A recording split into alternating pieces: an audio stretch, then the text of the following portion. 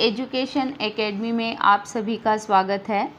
आज हम कक्षा 12 हिंदी साहित्य के अंतर्गत व्याकरण का दूसरा टॉपिक है काव्य दोष, उसका अध्ययन करेंगे। जिन कारणों से काव्य का अपकर्ष होता है उन्हें काव्य दोष कहा जाता है। यानी जिससे उत्कर्ष होता है वो तो गुण होता है और जिससे अपकर्ष होता है उन्हें दोष कहा जाता है। अग्नि पुराण के अनुसार जो काव्य के आस्वाद में उद्वेग उत्पन्न करता है वही काव्य दोष है। वामन ने काव्य सौंदर्य के हानिकारक तत्वों को दोष कहा है। यानी वामन ने कहा है जो काव्य के सौंदर्य को हानि पहुंचाते हो वे तत्व दोष कहलाते हैं। मम्मट ने अपने काव्य प्रकाश में कहा, मम्मट ने काव्य प्रकाश में मुख्यार्थ के अपकर्षों को काव्य दोष कहा। यानी जब हम काव्य को पढ़ते हैं और उसके मुख्य अर्थ को समझ नहीं पाते हैं तो वो क्या है, काव्य दोष है। महिम भट्ट ने व्यक्ति विवेक नामक ग्रंथ में काव्य दोषों को त्याज्य व रस का अवरोधक कहा है। यानी रस का जो बाधा पहुंचाते हैं रस को ग्रहण करने में काव्य के अंतर्गत, वो क्या कहलाते हैं, काव्य दोष कहलाते हैं। आचार्य वामन के मतानुसार गुणों की विपरीतता का नाम दोष है। आचार्य भामह दोषपूर्ण काव्य रचना के विरोधी थे। वे काव्य के एक पद में भी दोषयुक्तता को कुपुत्र की भांति निंदनीय मानते थे। जैसे हम जिस समाज में रहते हैं और कोई कुपुत्र पैदा हो जाता है तो सब लोग उसकी निंदा करते हैं, ठीक उसी प्रकार यदि काव्य में एक दोष भी उत्पन्न हो जाता है तो उस काव्य की निंदा होती है। अग्नि पुराण में काव्य की जो सबसे प्राचीन परिभाषा दी गई है उसमें भी दोषों को त्याज्य बताते हुए लिखा है कि दोष जो है वो त्याग करने योग्य होते हैं। आप देखिए, संक्षेपाद द्ववाक्य मिष्टार्थ व छिन्ना पदावली काव्य स्फुरदर अलंकार गुण व दोष वर्जितम। अर्थात काव्य अभीष्ट अर्थ को प्रकट करने वाली ऐसी शब्दावली है जो अलंकारों से युक्त, दोषों से रहित व गुणों से पूर्ण हो। काव्य दोष के भेद, यानी काव्य दोष के जो भेद है उनको कैसे बांटा जा सकता है। काव्य की अभिव्यंजना में शब्द, वाक्य, अर्थ और रस मुख्य तत्व होते हैं। यानी जब काव्य की रचना की जाती है तो आपको पता है सबसे पहले शब्द ज़रूरी होते हैं, उसके बाद शब्दों से वाक्य बनते हैं, वाक्य के बाद हम अर्थ को ग्रहण करते हैं और अर्थ ग्रहण करने के बाद हमें पता चलता है कि इसमें रस कौन सा है। अतः इन्हीं के आधार पर काव्य दोषों को निम्न 4 भागों में बांटा जा सकता है। पहला देखो शब्द दोष, दूसरा है वाक्य दोष, तीसरा है अर्थ दोष और चौथा है रस दोष। शब्द दोष में देखिएगा, जब वाक्य में शब्द के कारण दोष उत्पन्न हो तो उसे शब्द दोष कहा जाता है। यानी शब्द के कारण जब दोष उत्पन्न होता है तो उन्हें क्या कहते हैं, शब्द दोष कहते हैं। जैसे मतलब जो शब्द दोष के नाम है वो इस प्रकार है, श्रुति कटुत्व, च्युत संस्कृति, ग्रामत्व, अश्लीलत्व, क्लिष्टत्व आदि। दूसरे नंबर पे है आपके वाक्य दोष। वाक्य दोष के अंतर्गत होता है कि जब वाक्य या वाक्यांश के गठन में कमी के कारण दोष उत्पन्न हो तो उसे वाक्य दोष कहा जाता है। और जो वाक्य दोष के नाम है वो इस प्रकार है, न्यून पदत्व, अधिक पदत्व, पुनरुक्ति, अक्रमत्व आदि। तीसरे नंबर पे देखिए आपके है अर्थ दोष। काव्य में जहाँ अर्थ की प्रतीति में बाधा हो, यानी काव्य आप पढ़ रहे हो और उसका अर्थ आपको सही ढंग से नहीं समझ में आ रहा हो तो वहाँ पे अर्थ दोष होता है। और नाम देखो अर्थ दोष के, दुष्क्रमत्व, अप्रतीत्व। 4 नंबर पे आपके है रस दोष। काव्य में जहाँ रसानुकूल रीति, गुण, वृत्ति आदि का प्रयोग न हो या रसावयव की योजना पात्रानुकूल न हो तो रस दोष उत्पन्न हो जाता है। जैसे स्व शब्द वाच्यत्व दोष, परिपथ रसायन परिग्रह दोष, आकंठ छेदन दोष और प्रकृति विपर्यय दोष आदि। अब सर्वप्रथम हम शब्द दोष के अंतर्गत जो आपके पहला दोष है श्रुति कटुत्व दोष, उसका अध्ययन करेंगे। काव्य में जहाँ कठोर वर्णों, यानी जब आप काव्य पढ़ते हो और उसमें आपके कठोर वर्ण आते हैं, कठोर वर्ण यानी जो कानों को अप्रिय लगते हैं, वो कर्ण को अप्रिय लगने वाला, जो सुनने में कठोर, कटु व तीक्ष्ण प्रभाव वाले हो का प्रयोग करने से काव्य का जो अपकर्ष होता है उसे श्रुति कटुत्व काव्य दोष कहा जाता है। यानी इसमें कहने का अभिप्राय ये है, देखो श्रुति मतलब सुनना और कटुत्व मतलब जो अप्रिय लगे, कानों को अच्छा न लगे, जो कठोर और तीक्ष्ण हो।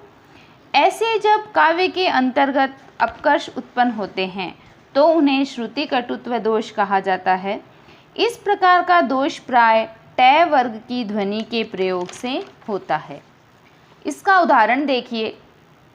कवि के कठिनतर कर्म की करते नहीं हम धृष्टता, पर क्या न विषयोत्कृष्टता करती विचारोत्कृष्टता। यानी उक्त पद जो है ये पद हमने पढ़ा है, तो इसमें 2-3 शब्द हैं वो ऐसे हैं जिनको पढ़ने से कानों में कर्कशता उत्पन्न होती है, यानी कर्कशता का आभास उत्पन्न होता है। जैसे धृष्टता है, विषयोत्कृष्टता है या विचारोत्कृष्टता है। अतः यहाँ कौन सा दोष होगा? श्रुति कटुत्व दोष होगा। दूसरे नंबर पे देखिए अक्रमत्व दोष, यानी अक्रमत्व दोष है तो इसके नाम से ही पता लग रहा है अक्रमत्व, यानी जिसका क्रम सही नहीं हो। जहाँ काव्य में वाक्य रचना का क्रम का ठीक निर्वहन न हुआ हो, यानी उसके क्रम को सही ढंग से नहीं लिखा गया हो, अर्थात काव्य में किसी पद का उचित स्थान पर प्रयुक्त नहीं होना, जिससे वाक्य में क्रम जोड़ने में कठिनाई महसूस हो, तो वहाँ अक्रमत्व दोष होता है। मतलब कुल मिलाकर कहने का अभिप्राय ये है कि जब आप वाक्य को पढ़ते हो और पढ़ते समय आपको पता लग जाता है कि इसमें जिन शब्दों का प्रयोग हुआ है उनका क्रम ठीक नहीं है, तो वहाँ पे कौन सा दोष होता है? अक्रमत्व दोष होता है। उदाहरण देखिए। विश्व में लीला निरंतर कर रहे हैं मानवी। अब आप देखो, जब आप इसको पढ़ोगे तो आपको स्वतः ही समझ में आ जाएगा कि इसका क्रम ठीक नहीं है, क्योंकि यहाँ मानवी लीला शब्द जो है वो साथ में प्रयुक्त होना चाहिए था और यहाँ पर क्रम भंग है, और क्रम भंग होने के कारण यहाँ पर अक्रमत्व दोष है। क्योंकि जब हम हिंदी के वाक्य की रचना की बात करते हैं तो उसका जो क्रम होता है वो होता है कर्ता, कर्म और क्रिया। दूसरा उदाहरण देखिए। है राम वन को जाते, है राम वन को जाते। इसके अंतर्गत क्या है कि होता क्या है, राम वन को जाते हैं, है ना, लेकिन इसमें नहीं है। इसमें क्या है? रचना क्रम ठीक नहीं है, और रचना क्रम ठीक नहीं होने के कारण इसमें अक्रमत्व दोष है। तीसरा देखिए दुष्क्रमत्व काव्य दोष। काव्य में जहाँ लोक या शास्त्र विहित क्रम का उल्लंघन हो वहाँ दुष्क्रमत्व काव्य दोष होता है। यानी काव्य में या शास्त्र विहित क्रम है वो पहले से निर्धारित होता है कि इस प्रकार ये वाक्य बनना चाहिए, और जब नहीं बनता है तो वहाँ पे दुष्क्रमत्व काव्य दोष होता है। जैसे नृप मोह को है दीजिए अथवा मत गजेंद्र। यानी काव्य में लोक और शास्त्र विहित का क्रम है वो ये है कि सबसे पहले हम किसी से कुछ मांगते हैं तो बड़ी चीज़ मांगते हैं, बड़ी वस्तु मांगते हैं, और तत्पश्चात छोटी का प्रयोग होता है। लेकिन इसके अंतर्गत देखिए लोक विहित दृष्टि से यहाँ पहले हाथी मांगना चाहिए था, परंतु घोड़ा मांगने के कारण यहाँ पर दोष जो है वो दुष्क्रमत्व दोष उत्पन्न हुआ है। अगला देखो, इसी में एक उदाहरण और है। मुख मयंक को देखकर विकसा मानस कंज। यानी इसमें क्या है कि चंद्रमा के मुख को देखकर कमल का खिलना बताया गया है, जो कि लोक विरुद्ध है, क्योंकि कमल जो खिलता है वो चंद्रमा को देख के नहीं खिलता, वो सूर्य को देख के खिलता है। 4 नंबर पर देखिए ग्रामत्व काव्य दोष। ग्रामत्व यानी आपको नाम से ही पता चल गया होगा कि कोई ग्रामीण आम बोलचाल के शब्द जैसा कुछ है। तो इसमें देखो सुसंस्कृत और साहित्य काव्य रचना में जहाँ ग्रामीण आम बोलचाल के शब्दों यानी जो गंवारू शब्द होते हैं उनका प्रयोग होता है वहाँ ग्रामत्व दोष होता है। जैसे मुंड पर मुकुट धरे सोहत गोपाल है। अब यहाँ पे गोपाल मान लो या धरे मान लो या मुंड मान लो, ये तीनों रेखांकित शब्द जो हैं वो देशज है और देशज शब्द होने के कारण यहाँ पर ग्रामत्व दोष जो है वो उत्पन्न हुआ है। दूसरा देखो, हनुमान की पूंछ में लग नहीं पाई आग, लंका सिगरी जल गई गए निशाचर भाग। तो यहाँ पे जो सिगरी शब्द है, लंका सारी जल गई होता है, सिगरी जो शब्द है वो देशज है और देशज शब्द काव्य के अंतर्गत होने के कारण यहाँ पर ग्रामत्व काव्य दोष है। अगला देखो, क्लिष्टत्व दोष। जहाँ काव्य में दुरूह या कठिन शब्दों के प्रयोग से अर्थ ग्रहण करने में कठिनाई हो या बाधा हो, यानी आप कोई काव्य पढ़ रहे हैं और उस काव्य को आपने पढ़ लिया लेकिन उसका अर्थ करने में आपके कोई बाधा आ रहा है या आपको कोई कठिनाई हो रही है, समस्या उत्पन्न हो रही है, तो वहाँ पे कौन सा काव्य दोष होता है? वहाँ पर क्लिष्टत्व काव्य दोष होता है। जैसे हेम सुता पति वाहन प्रिय तुम, इसमें रति न फेर। यहाँ अर्थ इस प्रकार निकलेगा हेम सुता। हेम सुता यानी हिमालय की पुत्री, सुता आपको पता है बेटे का पर्यायवाची होता है और हेम हिमालय है ही, तो उनकी पुत्री कौन थी? पार्वती। पति यानी उसके पति, पति कौन है? महादेव। के वाहन, उनका जो वाहन है आपको पता है बैल है और बैल अर्थात मूर्ख।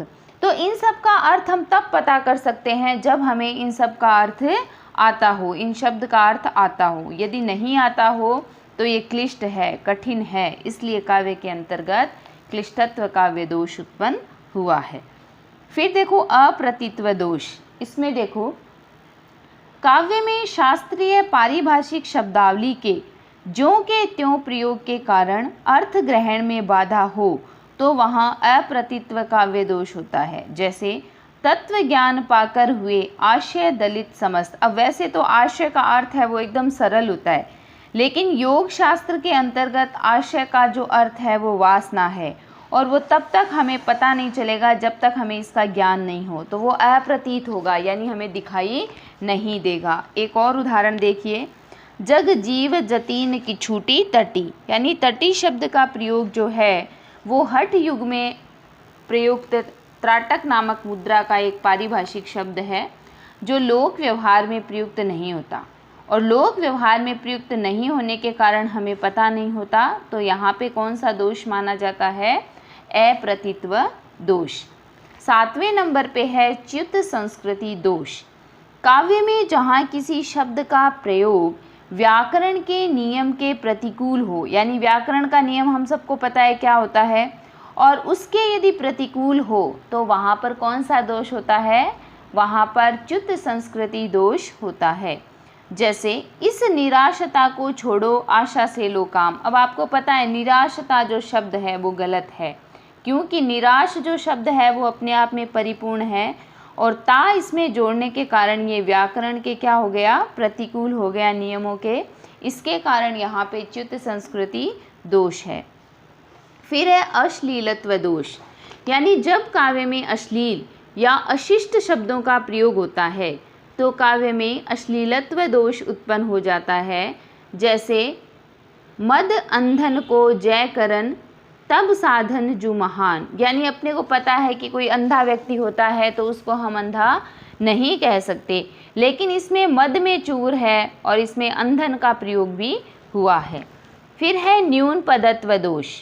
9वें नंबर पे देखिए, जहाँ मुख्य अर्थ को व्यक्त करने वाले शब्द की कमी हो, यानी जब आप वाक्य को पढ़ रहे हो और उसका मुख्य अर्थ है और वो करने में आपके किसी शब्द की कमी आ रही हो और अर्थ को पूर्ण करने के लिए और कोई शब्द जोड़ना पड़ रहा हो या जोड़ना पड़े तो वहाँ न्यून पदत्व दोष होता है, या न्यून पद यानी किसी न किसी पद की कमी।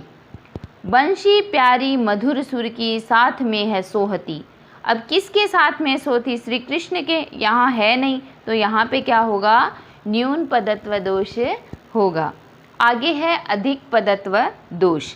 तो जब काव्य में अनावश्यक शब्दों का प्रयोग किया जाए, यानी एक शब्द का प्रयोग करने से ही उसका अर्थ हमें समझ में आ जाता है, लेकिन उसमें अनावश्यक शब्द आ जाए तो स्वतः ही वहाँ पर अधिक पदत्व दोष जो है वो उत्पन्न हो जाता है। यदि पाठक उन अनावश्यक शब्दों को हटा ले तो काव्य की शोभा बढ़ेगी नहीं, घटेगी। तो लपटी पुहुप पराग पद सनि स्वेद मकरंद, है ना। तो इसमें जो है पराग है या मकरंद है वो लगभग एक के ही उदाहरण है, एक ही शब्द है, तो वो इसके अंतर्गत आने पर क्या हुआ है, अधिक पदत्व दोष उत्पन्न हो गया है। फिर है पुनरुक्ति दोष।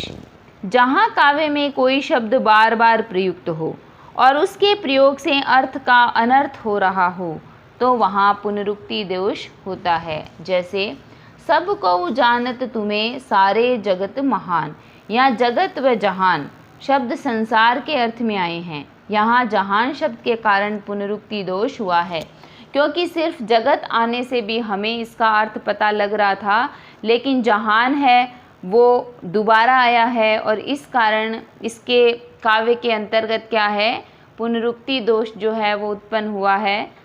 और आज का इसका अंतिम दोष है रस दोष।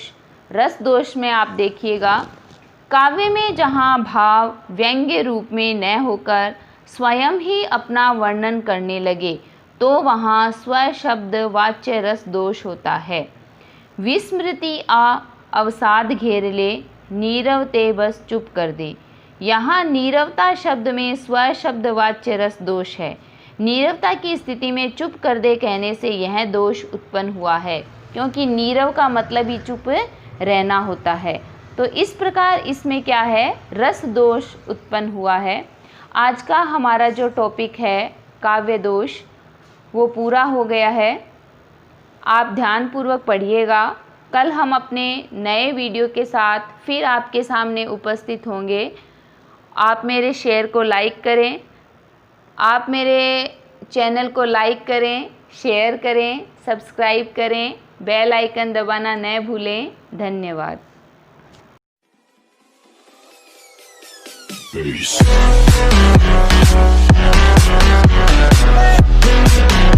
Number 1